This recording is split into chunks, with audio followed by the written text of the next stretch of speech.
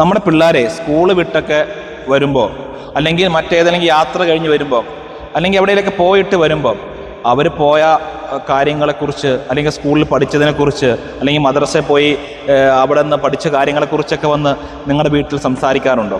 അങ്ങനെ ഉമ്മയോട് എന്തെങ്കിലുമൊക്കെ തുറന്ന് പറയാൻ പോകുമ്പോൾ, നീ പോയിക്കോ, ഞാൻ ഈ പണിയുടെ ഇടയ്ക്കാണ് നിൻ്റെ ഈ ഓരോ വർത്താനം. അല്ലെങ്കിൽ വാപ്പ എന്തെങ്കിലും ചെയ്തുകൊണ്ടിരിക്കും, കമ്പ്യൂട്ടറിലോ മറ്റെന്തെങ്കിലും ചെയ്തുകൊണ്ടിരിക്കും, അപ്പോഴാണ് ഇവൾ വന്നിട്ട് ഓരോ കാര്യം പറയുന്നത്, നീ ഒന്ന് പോയിക്കോ, പിന്നെ സംസാരിക്കാം എന്ന് പറഞ്ഞ് നിങ്ങളെ മക്കളെ ആട്ടാറുണ്ടോ? ഒരിക്കലും അങ്ങനെ ചെയ്യരുത്.